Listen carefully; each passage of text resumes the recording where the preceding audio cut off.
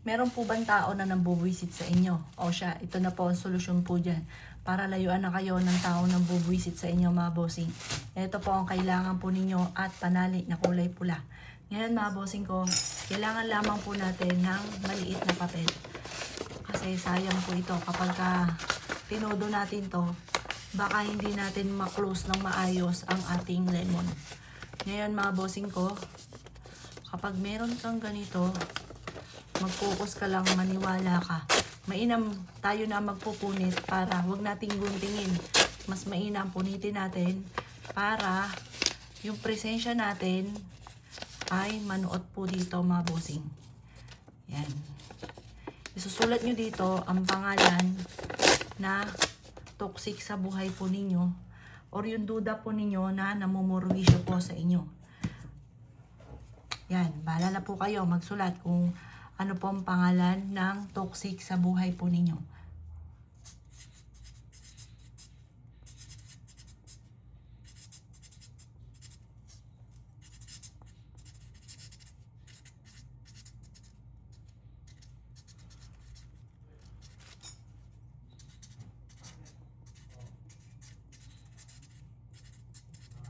Yan. Ngayon po mga boss, sinulat ko na. Ngayon mga bossing ko, tutupiin nyo po ito ng maliit. Pagkatapos po nito, ito ay hihiwain po natin ang lemon. Pag nahiwa nyo na ang lemon, ito po mga bossing ko ay isisiksik nyo sa gitna itong toxic na taong to. Yan.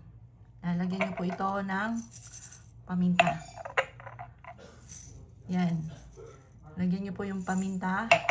At bago natin to saraduhan, kailangan malagay natin tong sili.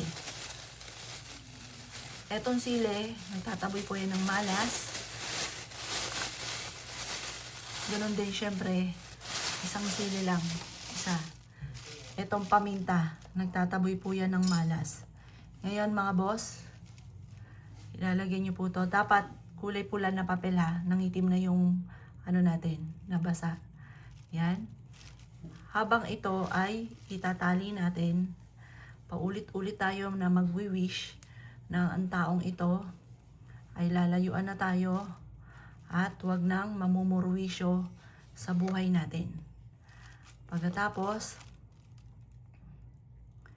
yan, tingnan nyo. Huwag na muling babalik pa ang taong ito na purwisyo sa buhay po ninyo.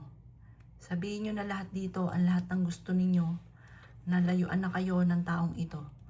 Lahat na po, i-wish nyo na. Todo-todo nyo nang i-wish. Pagtapos na po kayo mag-wish, lalayuan na ako ng taong ito. Kung ano man ang panalangin nila ng masama, ay babalik sa kanila. At pagkatapos, ilalagay nyo po ito sa freezer. Hayaan nyo po ito sa freezer. Tusukan nyo rin po ito mga bossing ko ng siyam na karayom.